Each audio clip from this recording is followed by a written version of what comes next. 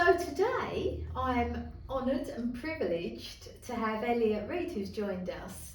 Elliot is an osteopath, he's a personal trainer, and he's also the local director of Revitalize Clinic. So thank you for coming in today, Elliot. My pleasure, Maxine. Nice to see you. Thank you. Got a few questions Yeah. that I'd like to ask you today, No so that problem. you can tell people about your business and what you do. Mm. So first of all, what is an osteopath? So the easiest way to answer that is because we are healthcare practitioners. We mainly see people who are suffering from what you would call musculoskeletal pain. So pain relating to joints, muscles, ligaments, etc.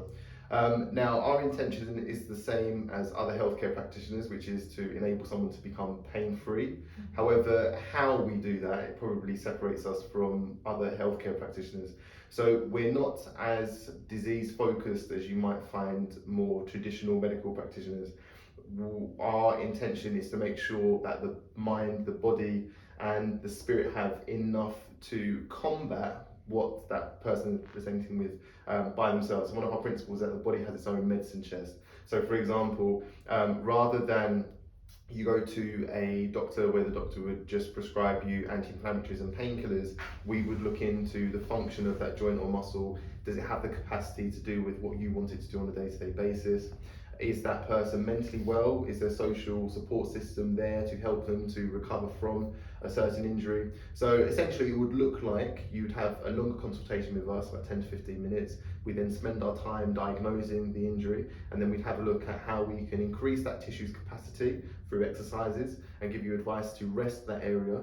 But then as well as that, provide treatment which might consist of massage, manipulation, acupuncture, whichever's needed. But it's generally a more holistic, more patient-centered approach to getting our patients pain-free. Sounds interesting. Good Yeah, stuff. definitely a holistic It's interesting approach. to me. So why did you choose to become one? I've always been interested in health, probably since the age of 8 or 9. I can remember reading big books on health, big books on psychology. I've always been interested in how the body and the mind can become stronger, fitter, faster. But when I was 15 or 16, I suffered from a back injury when I was trying to get fit for when I was trying to compete that weekend in a boxing match. And I went to see an osteopath. My mum was kind enough to take me, and he was able to get me fixed up within 3 days, ready for the fight. So that planted the seed. But then what really made me more holistically focused was when I had, unfortunately, a couple of friends pass when I was 17 and 19. They passed from cancer. And they were 17 and 19. And it really reinstated to me the fact that we've got one vehicle of life, and that's our health. We are only going to go as far as our health will take us. Yes. So that's why when I started up the Revitalize Clinic, I wanted to make sure that we are helping people to unburden themselves from mental illness, from pain, from poor physical fitness, so they can live the life that they want to live. So really it was from like that kind of your own experiences that really drove you to the profession you're in now? Yeah, I would say that is a lot of, or everything which I do is based on the empathy that I have for individuals who can't do certain things that I would want to do, or from where I've experienced a loss or a burden I want to then relieve other people of. Excellent. So what qualifications do you need to be an osteopath? So to gain access into the course, preferentially you would have at least 2 sciences in A-levels, but you can do a year access course. But after that, you have to do at least a 4-year master's. Sometimes it can be 5 or 6 with the access course, and then with the part-time course. But you at least need a full-time master's degree to study osteopathy. Yeah, so it's or to practice osteopathy. It's quite a lot of research and everything to be able to just do this. And I have to say, we had, I think in our we had about 20 to 30 hours a week of contact time studying. Then you have to study on the side. Then you have to do must be at least 16 to 24 hours of clinic as well. So, and everything that I've learned at university I've applied. So it's not like it was empty knowledge. Yeah, excellent. So, well, that's good, and that certainly is. Yeah, definitely.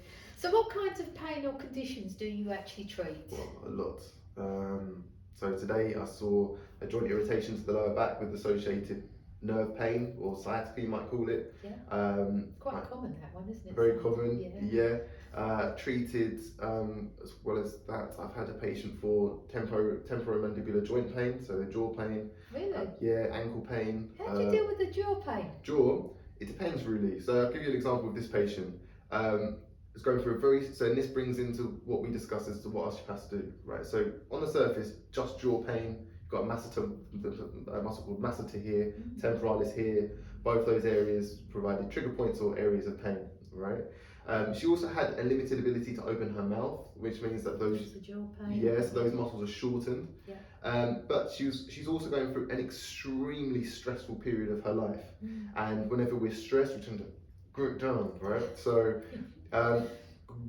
treating her jaw for pain relief was one. Giving her exercises to increase the length of the muscles in her jaw was another. Having a discussion with her, which enabled her to realise that her stress is probably more of a factor in this presentation than she previously thought, then allows her to start to walk down that path of understanding and exploration of how her stress might be a factor in how she can reduce it. But then, as well as that, giving her methods, so you'd call them psychosomatic techniques to use her mind, or calming her mind, then calm the muscles in the jaw was also a thing that we had to do. And the last were to improve her sleep. When we're sleep deprived, we don't tend to deal with stress as well. So improving her quality of sleep with nighttime routines, with certain herbs that she can take before she goes to sleep. These have all helped her to become, I think, after her first treatment, she was about 60% better. So really? Yeah, and she's had it for over a year, so I'm excited to see how she's going. I bet that's really exciting. That's really good. So tell us a bit about your business. When did it open, and what services do you actually offer? Yeah, so we very much cater to the biopsychosocial, so the body, the mind, and in multiple ways, and obviously social circles as well. So we have our pain clinic, where we have a team of, I think, 5 pain clinicians who help people to become pain-free. We've got a team of 4 personal trainers who help people to become physically fit in our private fitness studio. So it's Can you just help for with clients. rowing? With rowing? Rowing? Yeah, I'm doing a dragon boat race. Of course, 100%. We'll get you row nice and strong. We've got our mental health clinic as well, where we have counselling and life coaching, and then we've got our herbal medicine as well. Okay, so really do cover absolutely everything, head to toe. Try to. That's great. And I understand you were elected as counsel for the Institute of Osteopathy last year. Yeah. So congratulations on that. That's brilliant. So tell us a little bit about what does that actually involve? Yeah, so my main aim, we've helped over, as at Revitalize, we've helped over 8,000 people so far become pain-free, mentally well, physically fit. And we're quite a large practice, so we see 800 to 1,000 appointments a month. And that's partly due to my focus on making sure that we're effective, but also I do like marketing, and I feel that was something that I could bring to the council, so and to osteopaths in general. So I pitched my skill set to try and improve the evidence base utilised within osteopathy, but as well as that, to improve how many people have heard of osteopathy. So I pitched that to the osteopathic community, and they then thought that was a good thing to do, so they elected me. And there's a few really exciting things that we're working on at the moment. So we're working on being able to reach more people through marketing. But one thing which I'm quite passionate about is, you mentioned how when you highlighted that it's quite a long 4 years to study to be an osteopath. So one thing that we're looking at doing at the moment is seeing if we can get 4th year students, final year students, paid placements whilst they study. So then, they can earn whilst they study, but as well as that, it means that practitioners like myself, can start to recruit osteopaths a lot easier. Because, and of course you might be able to, even if your business is growing, keep them on. That's the intention. So one thing that we're doing at the moment at the clinic is we're taking on final year students and mentoring them, so that then allows us to recruit more osteopaths each year, and they get the benefit of it from mentorship, and one's come on board as a sports massage therapist, so she gets paid at the same time. So it's essentially everything that I found beneficial to work in Gravesham with Revitalize. I'm just trying to scale that up nationally throughout the council. That's excellent. Well done. Sounds really exciting. So, you've been, I've got another question here for you. You're also founder of the Black History School. Yeah. What is that? Tell us a little bit about that. Yeah, so the Black History School is, if I could summarise, it's very difficult for people to step into a path or walk a path which they haven't seen people like themselves walk before, right? And I think the issue with Britain and with the descendants of the Commonwealth who live in Britain is there's a little bit of a dichotomy going on, because you've got the history which a lot of English children are taught, which is, for the lack of a better term, probably sugar-coated, and then and then you've got the history which isn't taught to those descendants of the Commonwealth. So my family are from Jamaica, right?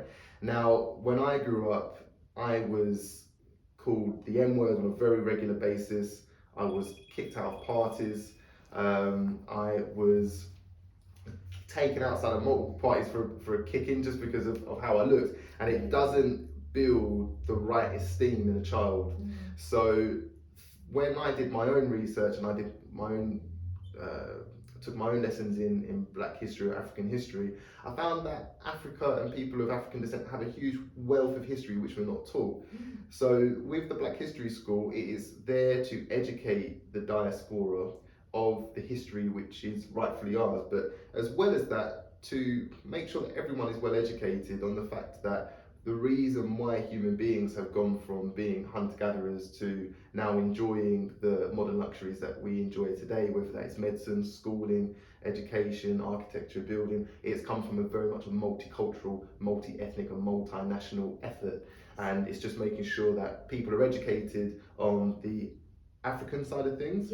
But what I'm working on at the moment is I've written a 50-page script for a graphic novel, and that's going to explore different areas of history, and it's going to be there for any child, but especially child of the West African diaspora, to learn more about their history in a graphic novel format. So it's easy to digest, it's full of metaphors, it's full of lessons, and I'm just pitching that to agencies at the moment, so we'll see how it goes. That sounds brilliant, because I think one of the things is that you must never forget where you come from, your cultural background. Absolutely. So to you doing that is wonderful. Thank you, really appreciate good. that.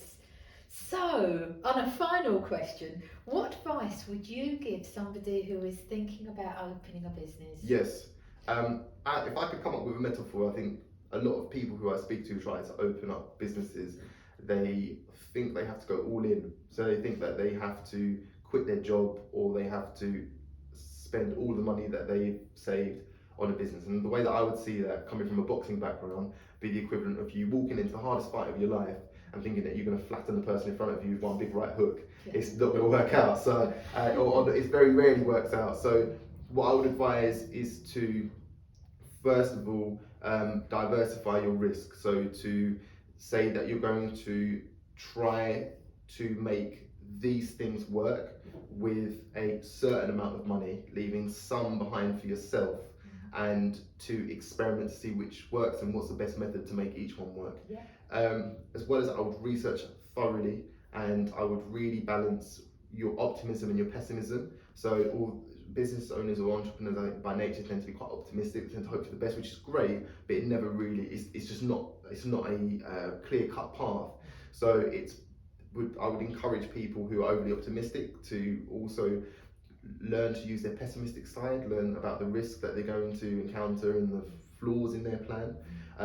I would test with variable overheads before you test with fixed overheads. So before you sign a long lease, before you take on employees, work with variable risks like your marketing, I